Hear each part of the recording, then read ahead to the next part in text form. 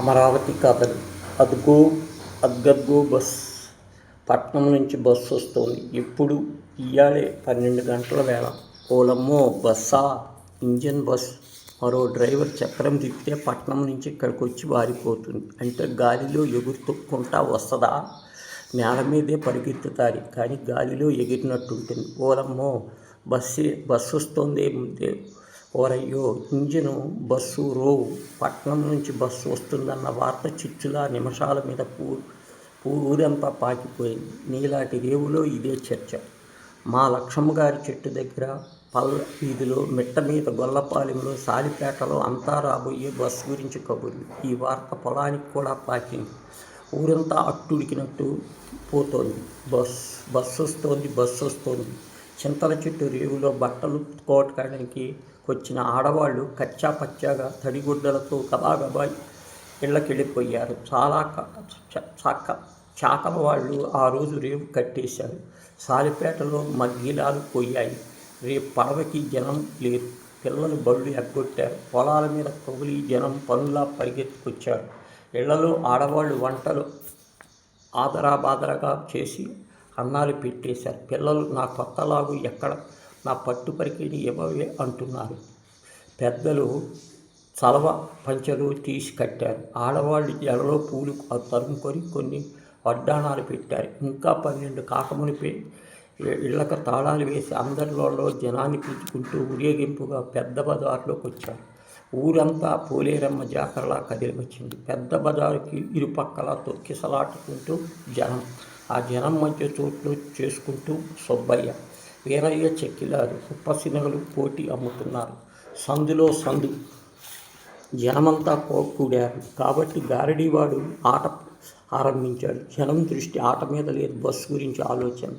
మన చిన్న రథమంతా ఉంటుందటవా? 2 గడ్డి బళ్ళంతా పొడుగయ్యా. ఓరమ్మో బస్సు, ఓరయ్యో బస్సు, అద్గద్గో బస్సు.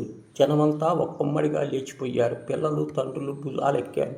గారడీ ఆట ఆగిపోయింది. ఓయ్ కేకలు. అబ్బే బస్సు రాలేదు. చూసి మళ్ళీ నేల మీద కొలబడ్డారు. ఎండ మాడుతోంది. చెమటలు కారుతున్నాయి. రెండో వైపు అందరి కళ్ళు, అందరి ఆలోచనలు ఆ బస్సు గురించి. దూరంగా పోయి పాయి అందరూ ఒళ్ళు జల్లుమంది. అలాంటి కోత వాళ్ళు ఎప్పుడూ వినలేదు. దిగ్గున లేచి నుంచున్నారు. పసిపిల్లలది పాపాయి కోత మరీ దగ్గరకు వచ్చింది. విజయశంఖంలాగా ఉంది. ఆ కోతకి దుమ్ము రేగింది. జనం తోసుకుంటున్నారు, కాళ్ళు తొక్కుకుంటున్నారు. బస్సు వచ్చింది. అద్గో బస్ అని చుట్టుముట్టేశారు ఊరంతా. ఆశ్చర్యంలో కళ్ళు విచ్చుకు చూస్తున్నారు. అందరి ముఖాల్లో గొప్ప సంతోషం. ప్రపంచంలో అతి విలువ వస్తువు వాళ్ళ ఊళ్ళోకి వచ్చినట్టు ఆ కళ్ళలో మెరుపు. అట్లాంటి సమయంలో బస్సులో నుంచి దిగాడు డ్రైవర్. ఏమి టీవీగా దిగాడు. యుద్ధంలో వచ్చిన అర్జునుడులా దిగాడు. ఒక్కసారి జనాన్నంతా విలాసంగా కలయి చూశాడు. అందరిపై వైపు చిరునవ్వులు నవ్వాడు. చూస్తున్న జనానికి దిగ్భ్రమం కలిగింది. మరో లోకం నుంచి దిగి అపరూప వ్యక్తిని చూచినట్టు చూస్తున్నారు. డ్రైవర్ ఒక హోదాగా నెత్తినున్న టోపీ తీసి ఉస్ అన్నాడు. చూస్తున్న జనం కుతకుతలాడిపోయారు. పక్కనున్న వాళ్ళు ఉత్తరయ్యాలతో అతన్ని చెమట పెట్టారు. పిల్లలు అతని కాకి యూనిఫామ్ తాకి అబ్బో అని తెల్లబోతున్నారు. ఇక్కడ ఏదన్నా భోజన హోటల్ ఉందా అన్నాడు. అయ్యా తమకి పచ్చడి పెడతామా? మిలిటరీ హోటల్లో భోజనం రండి అంటూ జనం డ్రైవర్ గారి ముందుకు నడిపించారు. గార్డ్ ఆఫ్ ఆనర్ అందుకుంటున్నట్టు ఆ జనం మధ్య నుంచి డ్రైవర్ గారు ముందుకు నడిచారు. ఆడవాళ్ళు పిల్లలు బస్సులు తాకి చూస్తుంటే కండక్టర్, క్లీనర్ జనాన్ని అదుపు చేస్తున్నారు. పిల్లల బస్సులో ఒక్కసారి కూర్చున్నందుకు క్లీనర్ దమిడి వసూలు చేస్తున్నారు. ఊళ్ళో ఇంతటి ఆనందోత్సవం పాలు పంచుకునేవాడు ఒక్కడే. అతను జట్కా సాహిబ్.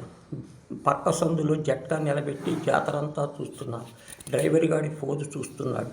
అతడికి కడుపు పండిపోతుంది. ఇక రేపటి నుంచి తన జట్కా ఎవరు ఎక్కరు. నిన్నటిదాకా లాంఫార్మ్ నుంచి, అడ్డరోడ్డు నుంచి, ఎండ్రాయి నుంచి జట్కాకి జామ్ అంటూ ఉరుకుల పరుగుల మీద వచ్చేవాళ్ళు. పెళ్ళిళ్ళకి తన జట్కా, పేరెంటాలకి తన జట్కా, మూతుబరులకు తన జట్కా పోయింది.